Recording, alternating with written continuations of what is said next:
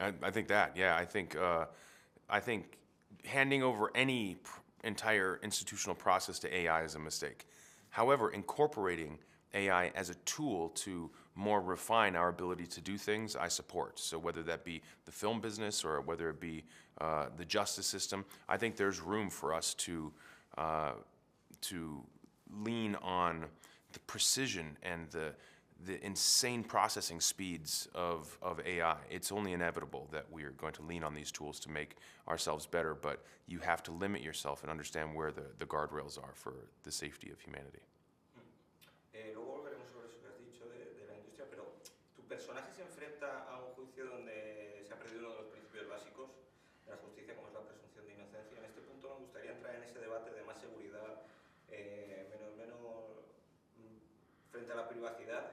Si existiera una tecnología que pudiera prevenir el 90% de los crímenes violentos, pero requiriera monitorizar todas nuestras conversaciones privadas y los dispositivos, ¿tú la apoyarías? No, no. I'm a big proponent of civil liberties, and I think that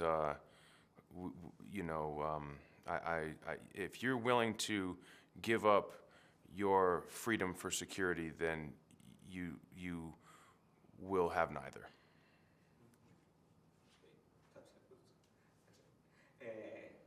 Hablando de la industria que lo has mencionado antes, en Hollywood se está usando cada vez más la IA para efectos visuales, incluso también ya para escritura de guiones, para resucitar actores que han fallecido.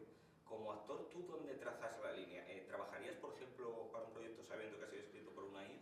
I've never read anything by AI that's good enough for me to say yes to. I think that's going to be that would be very surprising to me if AI was capable of writing a script that was better than something that was written by a screenwriter. So I'd have to stay open to that. I mean, if AI wrote the best script I'd ever written or ever read, then I would probably consider it. But I would be comfortable working on a movie that uses AI for generative visual effects. I think it's a great way to streamline productions and to bring down the overall cost. And I don't say that lightly because I understand that there are people in that field who've worked for years in that field and their jobs would be displaced, and that is not something I just easily say.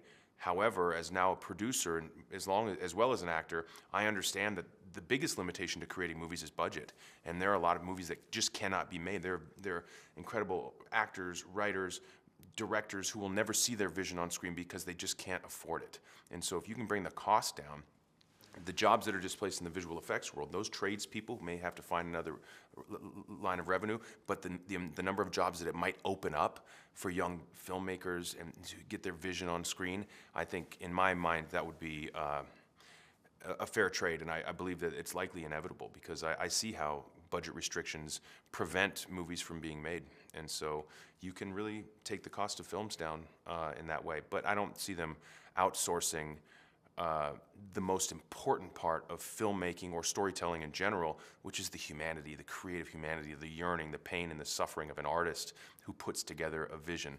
That's irreplaceable. Okay. Y ya para terminar, We don't have time for another question. Oh, you can go. You got 3 seconds. Go. el avance de la IA parece imparable, pero en tu vida diaria, ¿cuáles son tus líneas rojas? ¿En qué parte de tu vida nunca le dejarías entrar a la IA? Well, I have children, and so I'm very mindful about protecting my children from algorithm-driven passive entertainment. I don't let my kids onto screens, and until I have a more comprehensive understanding of the detrimental effects onto children, I'm not comfortable experimenting with their lives, and so that's a red line for me.